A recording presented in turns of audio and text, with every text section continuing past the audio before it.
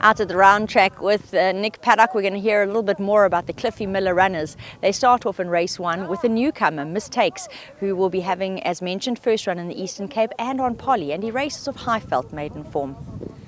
Yeah, he's doing quite well. He took a bit of time to come right here in PE, and he's doing well at the moment. Obviously, it seems like these Joburg horses just maybe need 1 or 2 before they come right. I don't think he should have an issue with the Polly. We've had him on there and he seems to enjoy it. 12-1 is probably more his trip, and just looking for a little bit of improvement, and hopefully he can be in the first 4.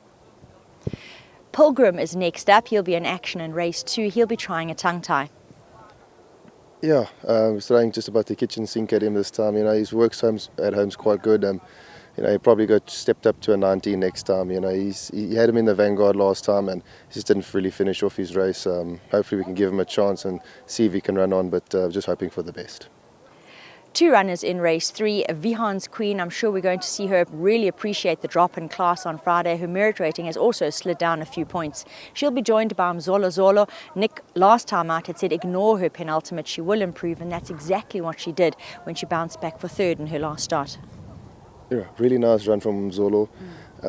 Great 3rd, competitive field, you know. Just also, I think it was 89 levels down to 80 level. She's in with a good chance, you know. Obviously, there's a horse at the top. I think Family Power with the -4. That's obviously, I think, one of the horses to beat.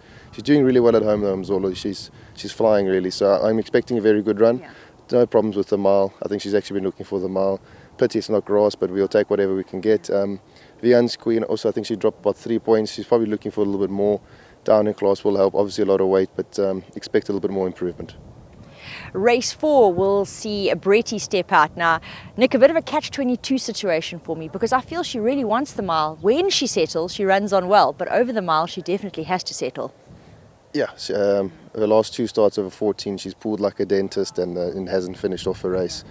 We've taken the blinkers off of her over the mile from a fair draw. I mean, she doesn't really need a draw. She drops out halfway through the field. And she's doing well, and I think the mile is what she's looking for, and just hoping that she does settle down. I think the removal of the blinkers will help with that, but she's doing quite well, and this is as low rated as you can get, so this is probably the right type of field for her, and hoping for a decent run from her.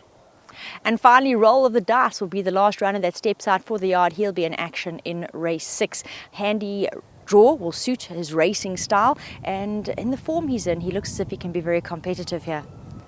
Yeah, his form quite speaks for itself. You know, he never runs a bad race, this boy, and he just seems to give it his all every time he runs. I mean, his last start, I think he was beaten half a length by an Oaks winner and a Gold Cup winner, so it's not actually quite bad.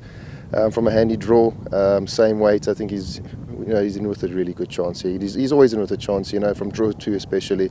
Hopefully nothing, tries to cut throats, and he ends up, they end up a furlong behind him, and he ends up running a place. But he'll be right there and thereabouts, and 18 might be on the sharp side, but they're hoping for a good run.